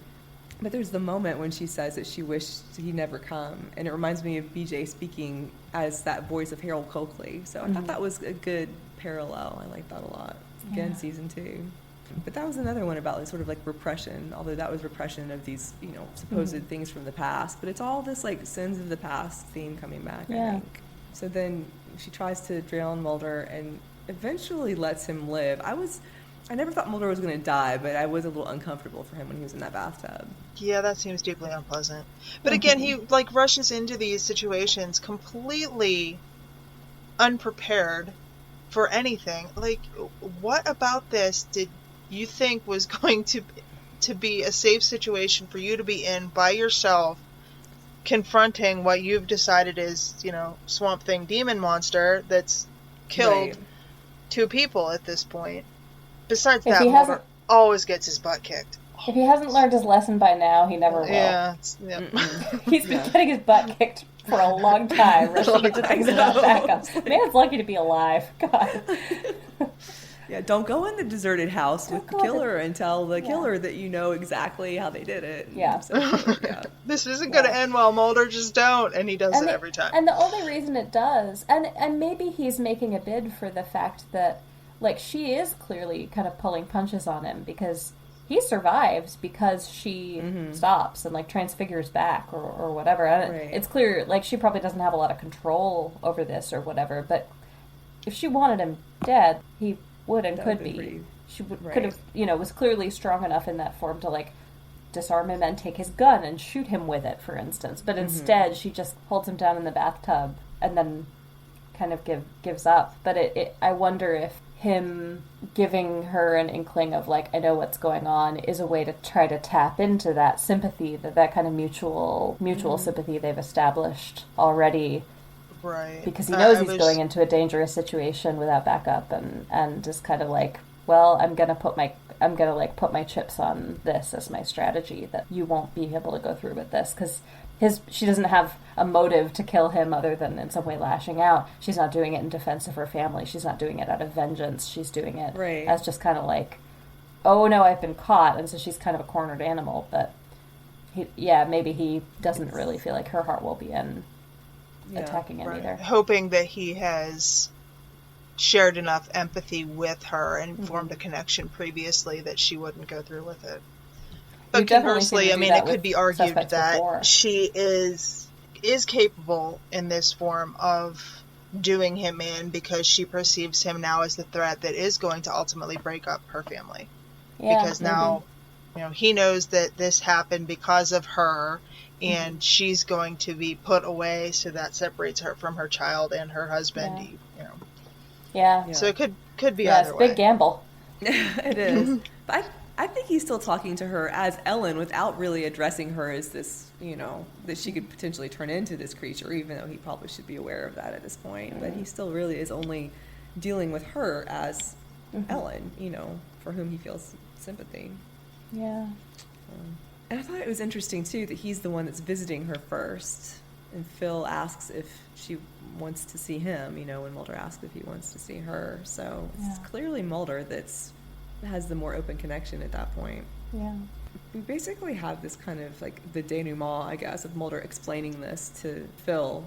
And that reminded me a bit, because we're talking about the birds, and X-Files likes to do a lot of Hitchcock homages, but this reminded me of Psycho. I don't know if you all have seen that, but at the end, there's the psychologist does this explanation that almost, I don't know. I think there are different lines of thought on this, and Carla and I have talked about this too, but it almost takes a little bit of the wind out of some of the creepiness of it because he's explaining it in these psychological, like very at that point Freudian terms. And I don't know what I think about Mulder explaining this so psychologically. We talked about, I do think it's interesting, but it's just this kind of... It's like the one time in the series where he actually uses his psychology degree. Remembers he has one. Yeah. But I guess it's like a combination, like we talked about, of his rationale and Scully's. Then that makes sense. And I think he has, in my notes, he has good emotional read on people, even if his real world explanations are sometimes lacking. Okay. Yeah, and he's clearly, like, throughout this, I think he's had a pretty good grip on the, like, emotional terrain in this town. Sort of throughout the episode, I think he's navigated that pretty well, and I don't know, has found a way to translate the ultimately pretty out of the ordinary manifestation of that into something that's palatable for other people to be able to understand. But no, it's an interesting resolution to see him kind of do that work, because he usually isn't the one who has to do that. And we have as the last moment Ellen noticing the raven, and then she looks out the window. I thought this was a very X-Files moment that goes back to episodes that end again, like back on the phenomenon or with the kind of mystery character, because it almost looks like she's sort of smiling a little bit at it, at this raven that's outside her window.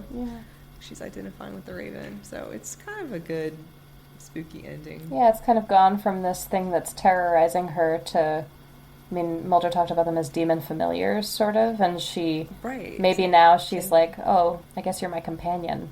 It's a kinship, yeah, that's a good point. Also, I can't remember if we've mentioned this already, but interesting, again, just to close the loop, that at the very beginning, the investigation for the B plot was for a female killer, and they get one in the end. It's just not... it's not a serial killer in the classic sense, and not even really her in any conscious way. But he's like clearly fascinated by that idea at the very beginning, and then kind of ends up with that in a way at the end. Yeah, because he's like how they're rare in themselves and so forth that we talked about at the beginning. Yeah, it's a nice bit of telegraphing. Was there anything that we didn't discuss in the play-by-play that we wanted to get to? I really liked the way that this kind of gives us that kind of meta-narrative exploration of a theme here, as opposed to, while still kind of following a procedural format, but not really worrying about coloring in the lines. I think that's something that the X-Files does a nice job with. Yeah, because I found even going through it, it's like going through it like piece by piece doesn't seem to me as effective like as when we would talk about the themes. I'm like, that's really is what the episode shines at. I don't know that they did the best job putting it together as a plot necessarily, but yeah, just the characters and what they represent, I think, is the best part. Ultimately, it was a fun episode. Yeah, that's what I think. I think you can rewatch it and get more like just little details from it as well, which is fun. So we'll go through the mailbag comments and see if anything comes up from those. So first we have Tony Black. He says, of all the episodes of the X-Files, Chimera was the one I watched and remembered the least. Michelle, to your point. And then he says, outside of the 9th season. And then he says, in watching it recently, I found more to enjoy. It's an oddity balancing the creepy natural strangeness of earlier seasons with the homely conviviality of later years. But it's an unexpectedly rich character piece for Mulder. This is the episode where he realizes, I think, that he wants more from life than the FBI, as he talks about in Requiem. An episode that seems disposable is, in the grand scheme of things, quietly important. I think it's a good point about it being a character piece for Mulder. I didn't think about it as deeply in terms of what he wanted from life, but I think it's a good characterization of Mulder, like we talked about. So, Kathy Glinski says, I think Chimera is a well-put-together thriller. The reveal of the monster and the aftermath of her actions is devastating and unsettling. Though Mulder and Scully are separated through most of the episode, they stay connected through phone calls, which she says is one of her favorite tropes, which gives us some fun banter and moves the plot along believably. And I love the running gag of Mulder lecturing Scully about the value of hard work and sacrifice, only to ditch her for a cushier assignment. Yeah, that is very funny. Yeah. Ronald Wilson says, it's basically a richer, more solidly constructed return to the themes of Arcadia that ditches using shipper humor as a crutch. Jekyll and Hyde identity struggles mirrors Raven's class warfare, suburbia upper-class rot, a variety of sexual relationship clashes. It's all there, even if this episode still doesn't completely escape the general malaise and autopilot mode of season 7. An episode that grows on you. So. Yeah, I mean, I've said in the past that, as a shipper, I know that I'm supposed to like Arcadia, and I just don't like that episode. I know I'm alone as a shipper. As a shipper, I'm alone on that hill, but I much prefer this episode to Arcadia. I don't even really understand what it is that shipper... I mean, I don't know. I don't know whether to self-identify as one or not. I feel very confused about how that term gets used. I like that. I think these two people are, your perspective. Obviously, devoted to each other in a way that doesn't really... kind of ruins them each for anybody else. I don't know if that makes me a shipper. I would say I'm not a shipper, but I do see it that way. Yeah. So I don't know. Yeah, but I mean, I guess I also just don't see if you're super invested in the Mulder and Scully relationship as the hook for what gets you into the story. I think I'm very interested in how their characters intersect. So I guess that is true of me. But at any rate, I don't really see what it is about Arcadia that isn't. They're sniping at each other. This is a very unpleasant experience. I agree. It's so uncomfortable, and it feels forced. And I know that that's the point, but it's just no, it's not for me. CBS comedy, King of Queens, toilet seat up, men are from Mars, women are from Venus thing is just... I find it so excruciating. So I will take Chimera over Arcadia any day. Yeah. I would as well. I do like some of the interplay, and then basically Mulder dealing with the neighborhood rules. I thought that was very amusing. I think it's more that aspect of it. The neighborhood rules, that's a strong... I like the reflecting pool in the front yard myself. So, every time I see pink flamingos, it makes me laugh because I'm sure my homeowners association would just lose their shit, and it just makes me so tempted to get one. Not that I like them or actually want one, just to ruffle feathers. I find really funny. Yeah. I definitely think the monster in this is more compelling than the garbage monster in in Arcadia. So, but it'd be again a fun comparison rewatch. Chris Knowles says, "Love it. Top 5 of the season for me. Love that Chris Carter casting with Michelle Joyner from The Well-Worn Lock," which is a Millennium episode. I haven't seen it, but that's what he's referring to. Yeah. Okay. I actually did that episode of with Kurt. Kurt runs it, but I did that episode what seems like forever ago now. It probably was forever ago. So that's why that actress seems so familiar to me. So okay. He says it seems like a sequel in a weird way. Do you see that? No, I don't. Okay. But I curious. I haven't seen it. Wasn't really watching it from that angle. I suppose if I looked at it that way, I could find parallels.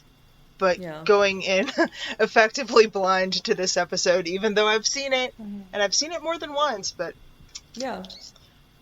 couldn't pull anything out of my mind for it. But now I'm curious though.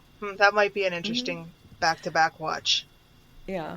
Although I can say A Well-Worn Lock is not a comfortable episode to watch. Okay. The themes of that episode are important but uncomfortable. Yeah, it seems like Chimera is one of those where it's you could go off in different episode directions for comparison, which is always fun. Yeah. We'll do a few more. So Adam Silva says the sheriff is one of the most sleazeball characters in the series. This is definitely what a modern X-Files take on a Karen would look like. But the woman here is much more sympathetic and a much better take on Jekyll and Hyde story than season 9's Underneath would prove to be. Andrew Levitt says he didn't like Chimera in the past and thought it was bland, but it's grown on him. And this whole idea of someone repressing emotions, which unleashes a rage-filled monster, is compelling. He said he thinks that the Mulder fish-out-of-water suburban household feels done to death at this stage, and that Scully on Stakeout didn't really add to the episode. So he's, I guess, talking more from just that plot construction perspective He says it's a competent entry into the series, but it doesn't have this same depth as some of the others, basically. And then the last one, Jessica Miscali says it's better than many X-Files forays into the animal world with the Ravens. So just talking about the cleverness, the clever story, clever filming, and the all too relatable problems of families suffering as a result of misguided desires. And she said that she likes in the end it's Ellen who's portrayed as just doing what she could to protect her family. Yeah, certainly the Ravens here are a lot better than, say, the cats. Invisible elephants. The invisible elephants. Right. Or the gorilla. Wasn't the Sophie the gorilla?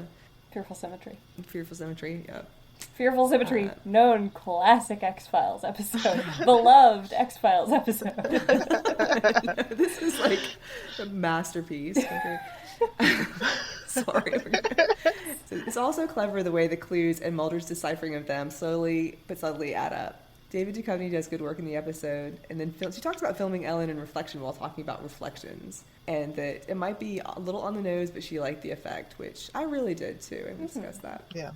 And she said it felt season 2-ish, despite funny Scully being elsewhere. One of my favorite episodes of season 7. So overall, pretty positive responses to it, I would say. Yeah, so definitely solid entry in this season, I think. And, it is an inconsistent season, but yeah, it's interesting because I came into this conversation with several sort of touchstones of different stories they tell throughout the series that seem to connect to this, and we've happened upon so many more of them in this conversation, which is always a pleasure. Yeah, I think so too. I think that's probably the fun part of this episode. It's maybe like not the deepest, but it has enough of those themes that you can think about and connect to other things. Yeah, make it enjoyable. Yeah, I mean, in some respects, it's a monster of the week in that it doesn't fit in with whatever the mythology happens to be at this point, 7 seasons in. But so many of those monster of the week episodes in previous seasons and in what's left of the series are just filler, and they feel like filler and kind of throwaway episodes, whereas this one doesn't feel as disposable, for lack of a better term, as some of those do. There is actually some substance in this episode, and it's definitely worth a rewatch. And I look forward to watching it again and kind of looking at it with different perspectives, not just via thinking of well-worn lock, but just, some of the other plot points and points of focus that we've discussed. So, and that's true with a lot of episodes that have been discussed on the podcast, but yeah, it's a fun way of doing a rewatch and sort of looking at it from a different perspective. I have one question more that I thought of, if I may. So we start the episode, it's Easter. How well do you think this sort of suits as an Easter episode, if you were to look at it as that? Because it's really only that first part that is overtly Easter, but the more I think about it, the more I think that works thematically. That's really interesting, this kind of... So the first thing I thought about, I don't mean to interrupt you, but okay. There's this whole Easter egg hunt. So you have this idea of things that are hidden in plain sight, which really runs through the episode. And then you have these characters that are, not necessarily what they seem, but there's this idea of rot, both in the town, and then this idea of the man that's rescuing these prostitutes, too. So there's almost a little hint of a redemption motif in there as well. Yeah, I think the kind of... I don't know if we have as much... We have a lot of the kind of things being transfigured or transmuted. And we have a lot of, I think a search for redemption and sort of restoration out of something very dark and grim. Yeah, I mean, I can certainly see some of those connections. That's a nice idea. I just thought of it. I didn't mean to throw it at you. No, that's great. The last one. No, it's another interesting thing to look for in a rewatch too. Yeah. Like, I'm very curious tie that together. Yeah. To go back and kind of look for more pieces with that. No. Yeah. That's all puzzle for future X-File viewing then. All right. So to wrap up, where can we find you all online? Michelle, you want to start? I am on Twitter, and my handle is at mmbaker13. And there's not really any shoe posts anymore, but there was a whole lot of those last year. But, just some general, I have a twisted sense of humor, so I find some things and post randomly, and I'm happy to engage in any kind of X-Files conversation, or, if you enjoy snarky humor, then feel free to follow. Right. Look you up. Yeah. And I'm probably best place to find me is maybe in the basement group, although I haven't been spending a ton of time on social media recently anyway, but I will respond if I'm tagged into a conversation. And so you can find me there, or I'm also on Twitter at Anamanuensis, ANAMANUENSIS. So if you want to hear a lot of yelling about politics, or like despair about the pandemic's seemingly never-ending nature, or cute cat pictures, sometimes you can check me out there. Oh, I like that. Okay, yeah, I have some like occasional animal content just to bring some levity. Yeah, that's great. Okay, and then I am also sometimes in the basement group on Facebook, the XCast basement group on Facebook. And I'm on Twitter. I believe it is Marlene, Marlene MHS, although I don't usually tend to get that right. I'm on Twitter as Marlene Stemme, let's just say that. So look for all of us there. We have, really in the basement group, there are still some great discussions going on. I just don't step in there as much as I used to from a time perspective. But if one is going to traffic in social media in the X-Files, that is definitely a wonderful place to be. Yeah. So thank you, everybody, for listening. Thank you, Michelle and Caredwen. This has been a lot of fun. I really appreciate you joining me for the discussion. Until next time, trust no one. Elsewhere on We Made This,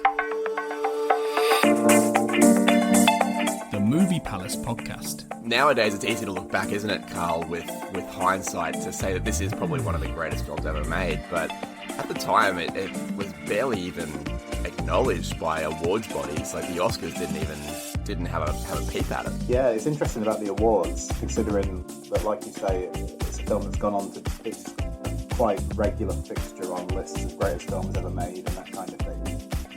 From what I've seen, the reviews were pretty positive, though. The reviews are often quite glowing. Free with this month's issue. Rachel, when did you get into Nirvana? I think we discussed this last time. I'm a bit younger than you, so yes. I was 2 when Nevermind came out, but yeah. I distinctly remember my mum and my dad. Yeah. They had a VHS that they taped off MTV Unplugged. Oh, awesome. And I remember watching that. It had Ren and Stimpy on as well. And I always really liked him. And I always remember the reason my mum liked it so much is because she was so interested in his cardigan, the green cardigan that he was wearing, which is a very sort of, twee thing to enjoy, but I think he probably would have quite enjoyed that.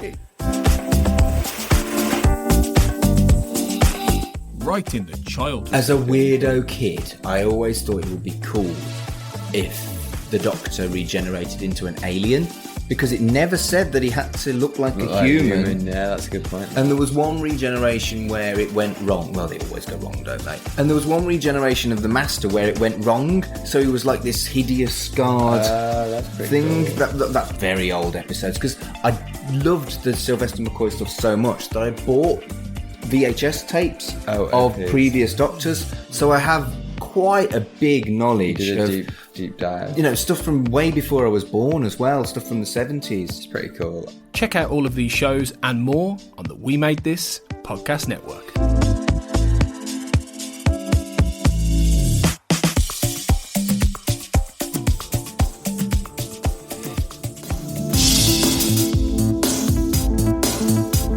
The Xcast and X-Files podcast was created by Tony Black and is produced and hosted by Carl Sweeney, Sarah Blair and Kurt North. You can find the podcast on Twitter at the X_cast, on Facebook by typing in the Xcast, and in our group, X-Files Basement, the Xcast podcast fan group, and on Instagram at the Xcast pod. Don't forget, you can support the show by becoming a member on Patreon. Our patrons get early access to episodes, behind-the-scenes chats with our hosts and a thriving community of X-Files, and other premium interviews and specials. To find out more and subscribe, you can go to patreon.com/thexcast. That's patreon.com/thexcast. We are also part of the We Made This podcast network. full of popular culture shows, including our Millennium series, The Time Is Now. You can find all of our shows at our website, wemadethispod.com, or via Twitter at wemadethispod. Thanks for listening and keep watching the skies.